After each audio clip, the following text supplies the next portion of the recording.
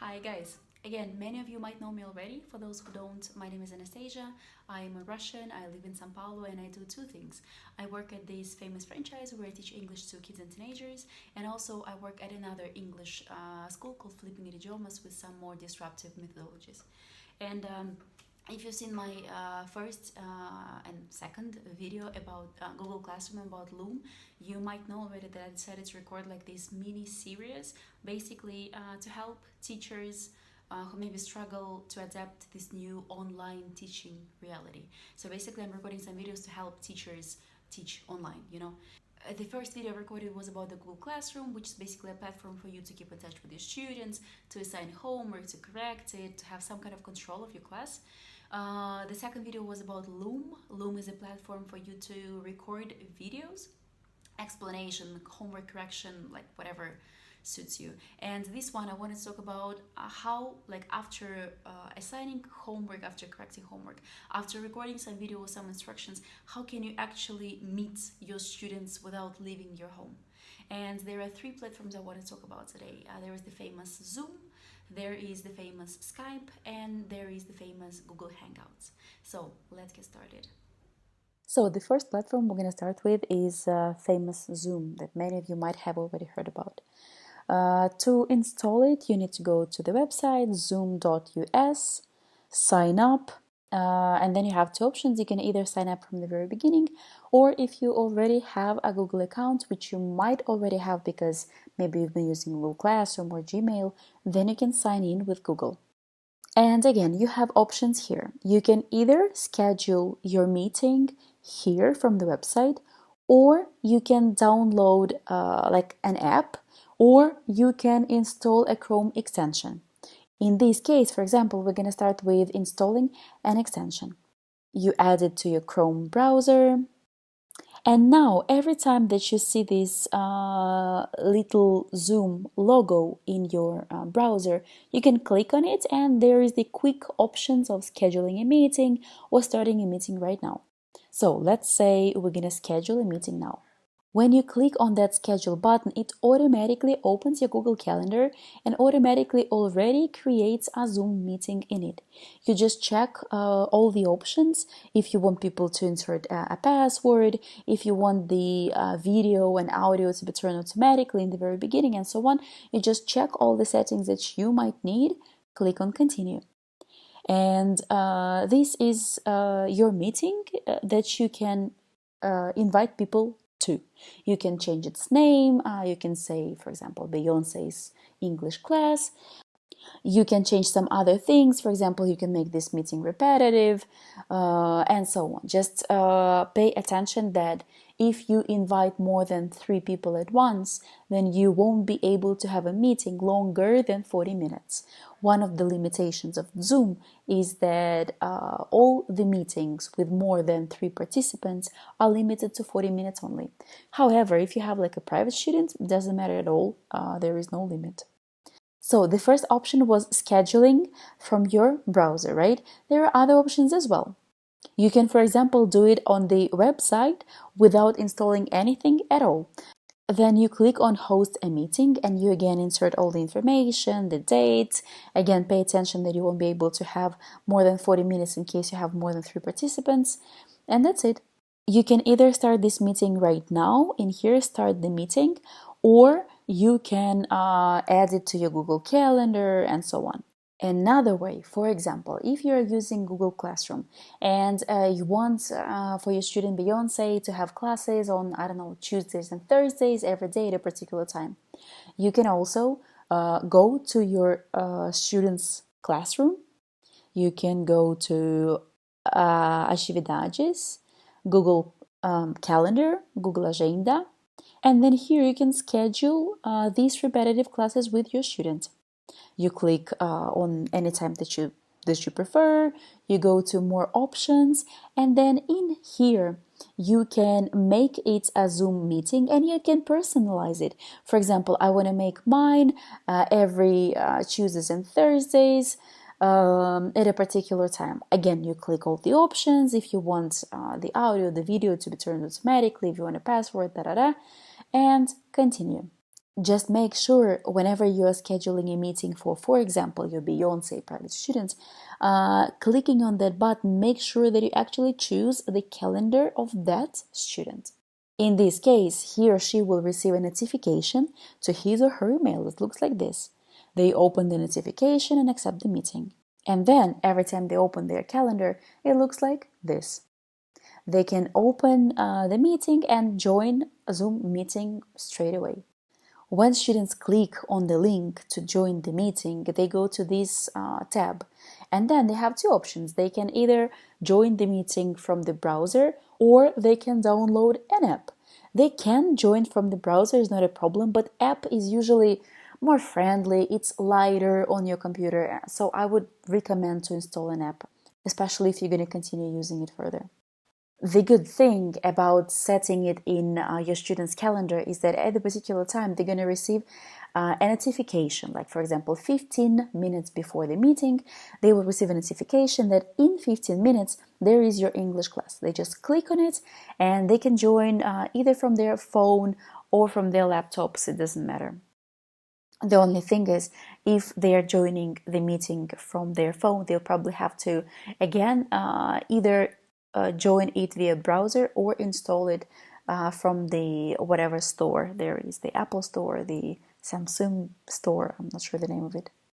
And whenever you're joining from your laptop and you already have the app installed, whenever you click on the link to join the meeting, it's going to open a window like this. You just open it with an app, open with zoom.us, and that's it. You join audio by computer, or if you have headphones, they're probably going to show here all the options of all the audio sources you have. You just choose whatever you prefer. You allow access to your microphone because otherwise people will not hear you. And sometimes, depending on the settings, your camera may be initially turned off. So you need to click on this button to turn the camera on. Your browser probably asks you, do you want to give access to your camera? You click yes, because otherwise people will not see you. And that's it. This is how the meeting looks like. You can invite other people to your meeting. For example, in here, you can either invite sending them an email, or you can just copy a link and then send this link in any way that you prefer.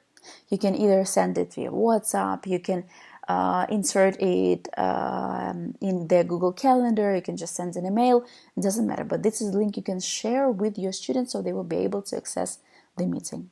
As a host of this meeting, you can mute some of the students. For example, if they are struggling with muting their own microphone, or if you just hear some extra noise and you don't want to, bring it up, you can just mute some of your students. Just remember to unmute them later.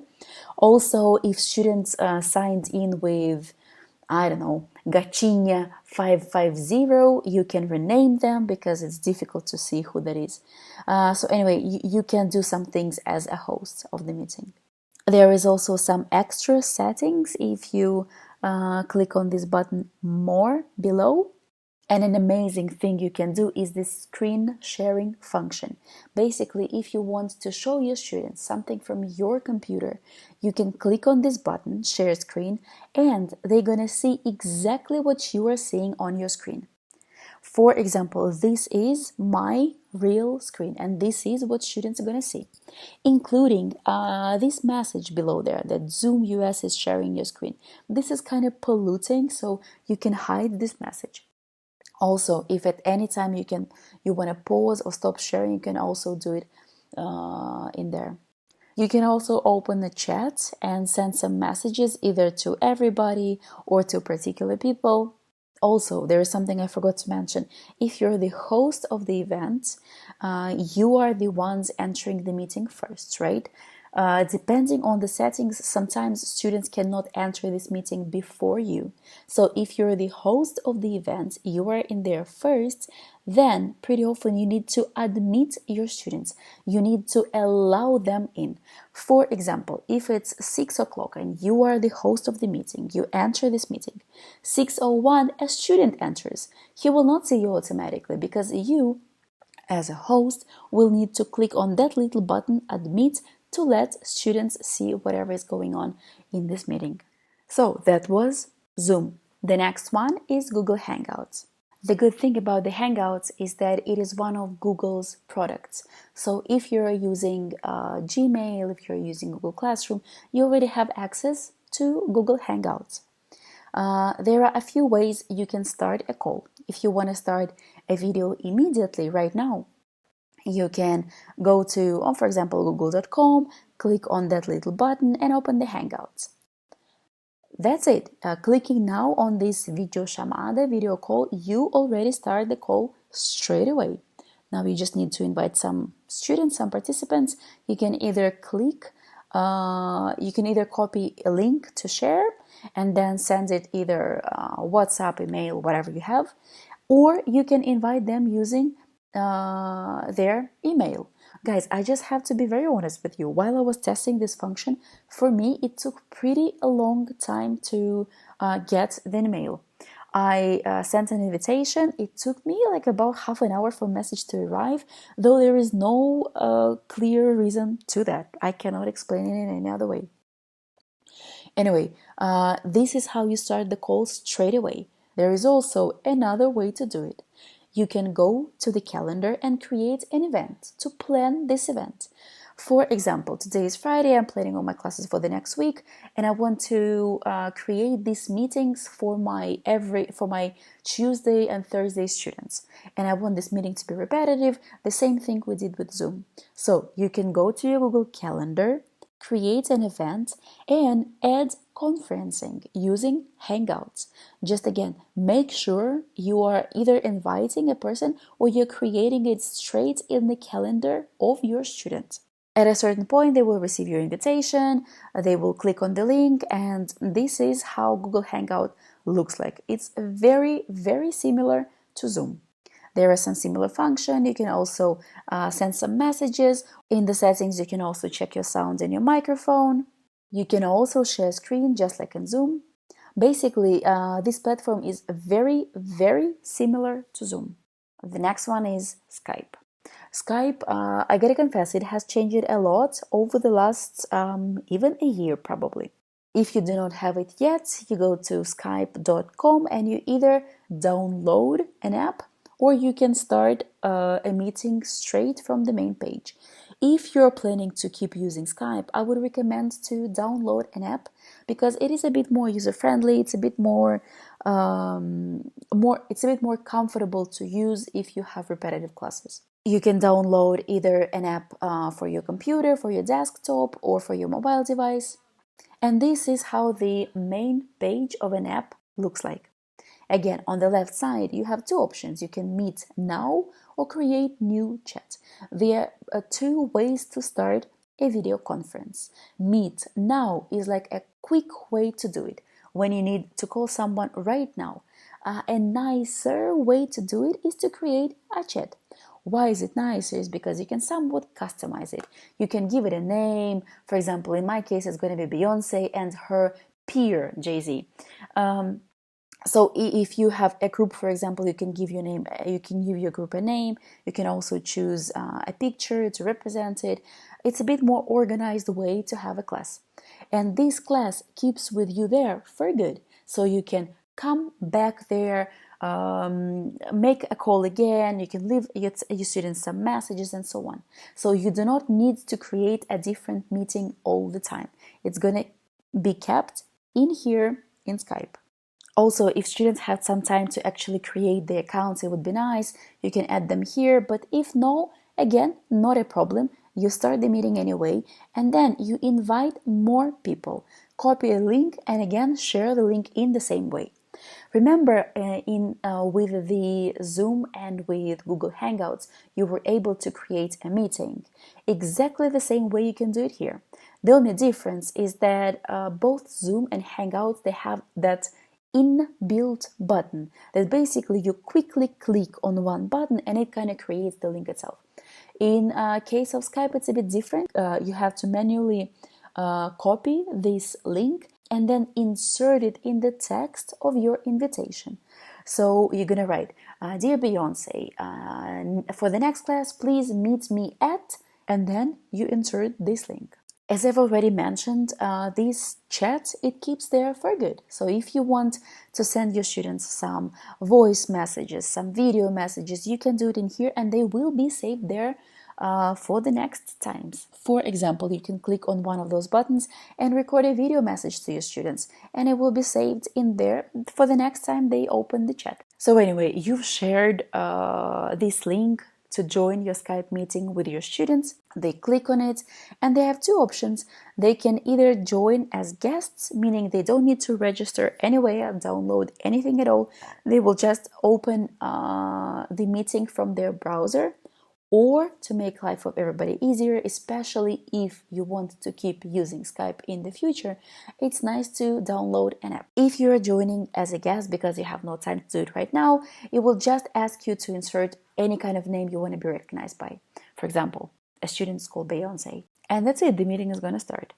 Remember, I told you before that another way is for you to manually copy the link and create an event in calendar. It will look like this. You, again, just go to your Google Calendar, create a new event.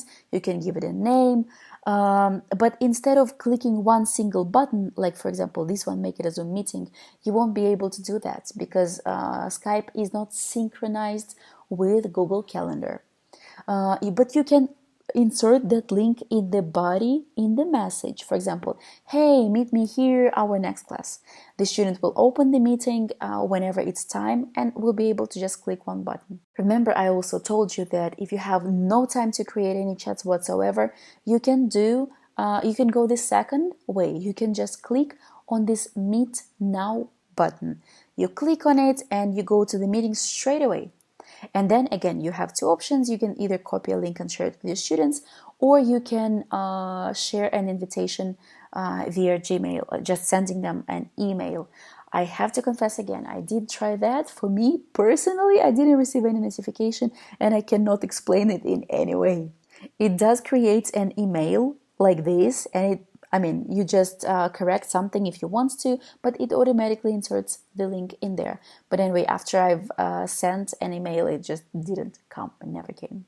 Anyway, once you open the meeting, it's going to have a very similar interface to both Zoom and Hangouts. The only nice feature that Skype also has, in the right corner, there is blur my background function. It's basically like when you have something behind you that you don't want other people to see, you can blur it. But anyway, there is also the chat function. You can also invite other people in there. And basically it has very similar functions both with Zoom and Hangouts. So what is the difference? The difference I've noticed is that Skype can allow you up to 50 participants. It has no time limit whatsoever. The only difference is that it is not as easily synchronized with your calendar, and sometimes, but this is my personal subjective opinion, it can be a bit heavier than, for example, Hangouts or Zoom. In my personal experience, the quality of video was a bit worse, and the quality of audio was a bit worse as well. Zoom, on the other side, is very light. The quality of audio and video is usually very good. It is usually quite user-friendly. It's easy to use. It's also easy to synchronize with your calendar once you install the extension. However, if there is more than 3 participants, you are limited to 40 minutes meetings. You have two options. Option number one, you can upgrade and pay some amounts of money to be able to have meetings without any time limits. Or you can just, whenever your time is over, finish the meeting and ask people to click on the same link again. If you have one student, it's not a problem at all. And Google Hangouts allows up to 10 participants. It's also very easily synchronized with your calendar. It is a Google product, so you do not need to install anything at all, unless you are using any of those products from your mobile phone, where it's nicer to install a separate app because it's probably going to be like a bit more user-friendly. It's going to look nicer on your phone screen. So guys, that's it. If you still do have any questions about how to use either of those platforms, or you do not know which one to choose, just feel free to get in touch with me, because most of you know my WhatsApp already. And if anything, I will be uploading this video to YouTube, so you can comment below. I also created a separate Instagram account just to not to annoy my non-teachers friends, so feel free to follow me at teacher.anastasia. I also will try to keep recording these videos to help other teachers, and the next one I hope is going to be about this online, completely digital, interactive whiteboard called Miro. So for today, that's it. Thank you so much. Please stay home, stay healthy.